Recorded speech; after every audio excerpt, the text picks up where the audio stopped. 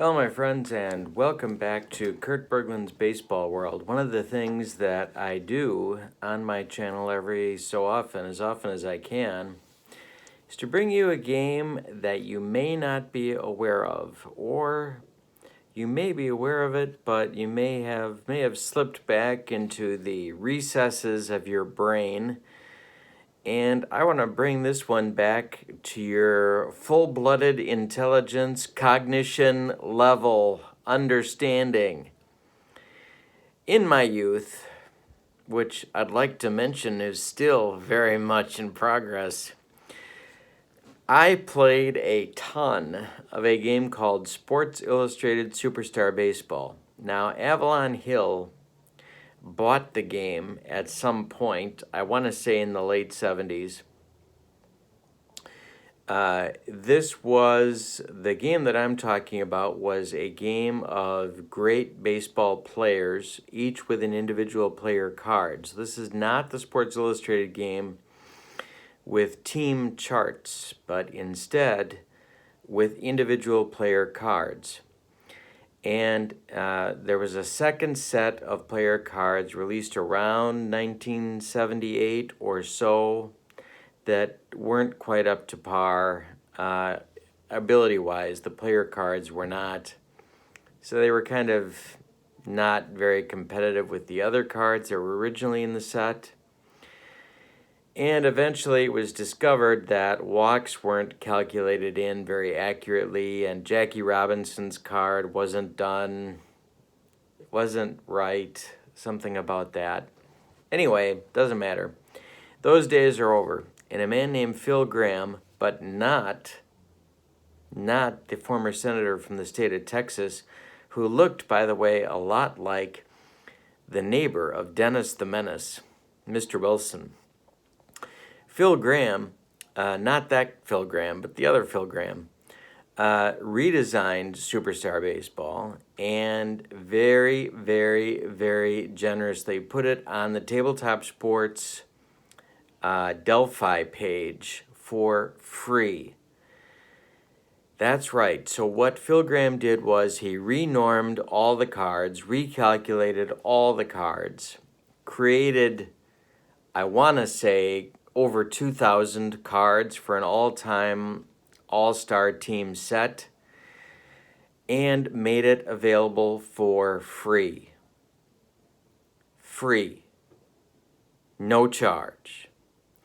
Now I'm putting the link to this in the description for this video. All you have to do is to download and print. You may have to join the Tabletop Sports page on Delphi to be able to get access to this page. I'm not sure about that piece of it. That may be one block where you have to join the Delphi page, Tabletop Sports, to get access to this link. I'm not sure, but I'm putting the link in the description for this video. In that description, or in the materials that Phil Graham gives you, he also includes the dice that you need. Now, you can buy these dice on eBay. I'm going to put that link in the description for this video as well. The dice look like these. They have special numbers on them. Or you can take a Sharpie and write on your own dice, and then you don't have to buy any. And then that makes it completely free, except for the cost of your paper and I guess your ink. It's only available in PDF. You can't buy the cards, and Phil Graham very generously made this available to people, and I don't think people know about it, and it's a fantastic game. What do you get? Well, you get one page of rules, of instructions. It looks like this. It's color, it's broken up. We'll talk about this in some detail. You get 2 pages of charts. Some of these are optional. We'll look at these in some detail as well. This one is a stolen base chart for stealing second, third, and home. This page is about the symbols on the batters and the pitchers' cards. And this is a rest chart for the pitchers, starting pitchers, relievers, and a optional hit and run chart. There are a couple of other pages that you get too. There are 8 in all. You also get a description of how Phil Graham did the math. So if you want to satisfy your curiosity in that area, you can do that as well. The player cards look like this. They started with, I want to say 27 players per team. And then he started adding, and there's a lot of extra players per team, including some contemporary players. I want to say, it looks like Phil ended the player card creation part of his project around the mid-20-teens, 2015, 2017, maybe 2018, somewhere in there. There are contemporary stars available as well in this file. You get 9 batter cards per page. They look like this. And then you get room for, this would be 12 pitcher cards per sheet.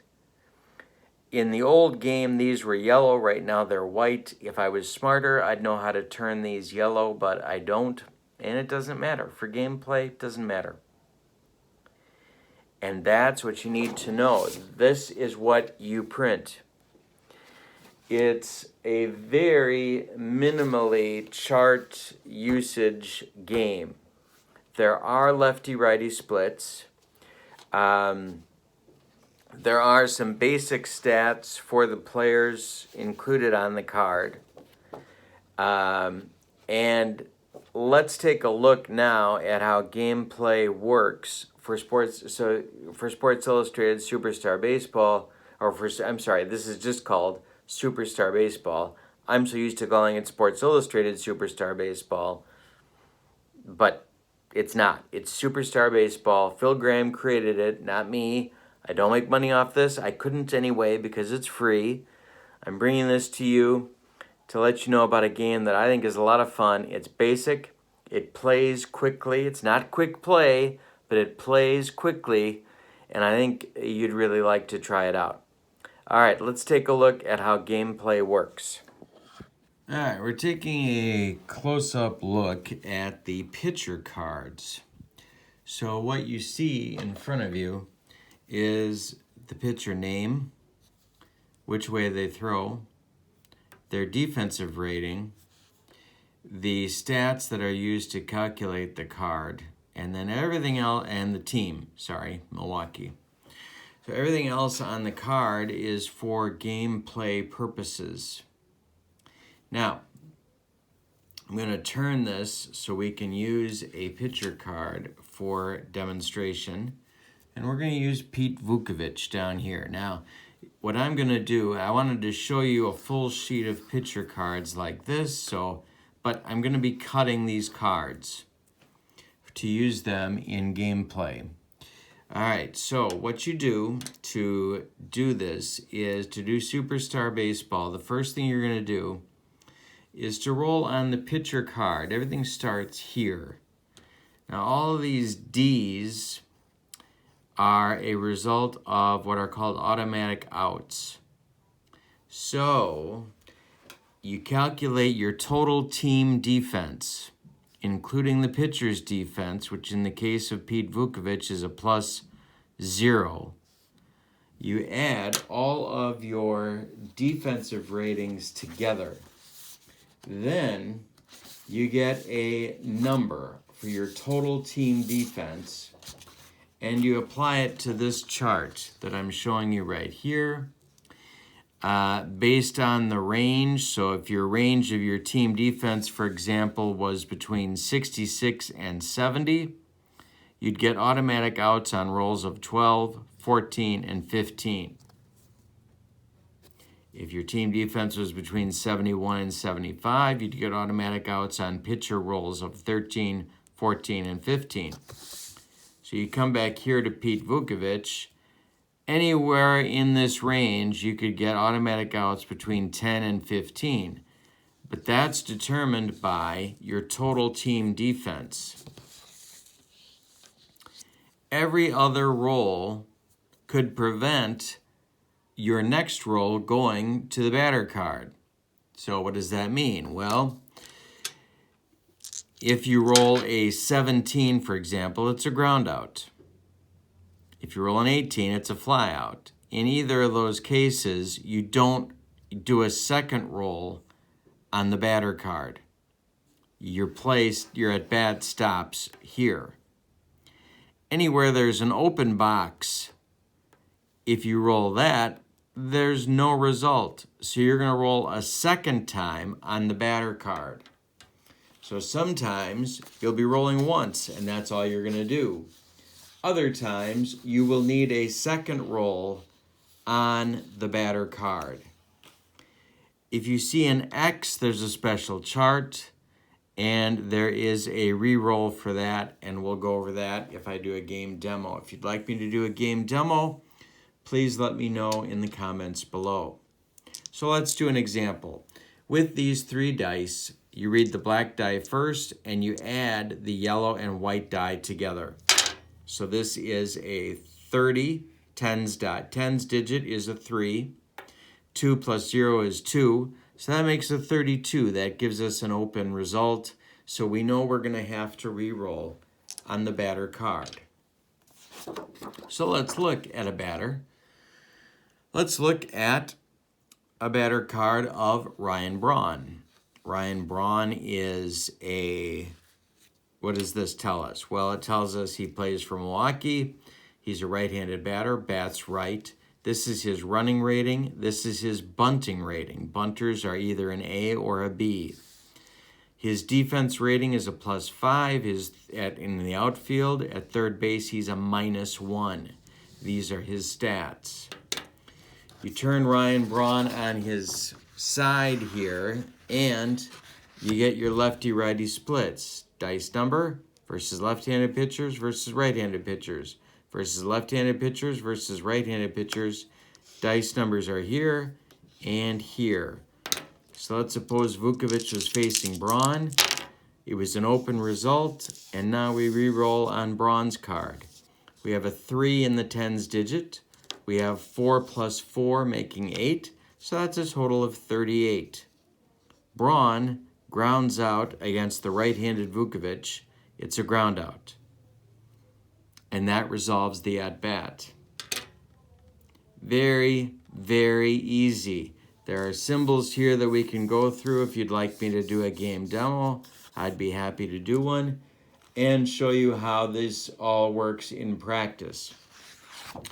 This chart here gives you an idea of the symbols.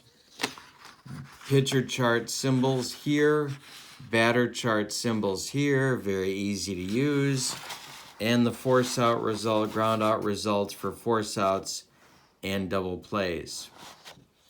You have some decisions to make as a manager in the game about whether to send runners for extra bases. It's called manager decision chart. You can do that based on runner speed. Here, you can bunt, you can squeeze, and of course, as I showed you a few minutes ago, you can steal. You can do everything in this game that you would normally see in a baseball game. So, there's an injury chart. There's an optional X chart. These are the charts to use for the X result on a pitcher roll of 38. So this is your X chart for that. You have an optional chart and the current chart. Balks, wild pitches, hit batters, injuries if you want. Any of that stuff is here. It's a wonderful, wonderful game. Check out the links. I'll also put a link if you want to pick up these dice on eBay. I'll put a link to where I got them. You can check that out as well, but you don't have to. Again, with a Sharpie on a regular old set of dice, you can renumber the dice as you need to. Phil Graham's charts tell you how to do that, and you'll be all set to roll them. Wonderful game. Very excited to bring it to my channel. I hope you enjoy it. Thank you so much, my friends. Have a wonderful day. So long, everybody.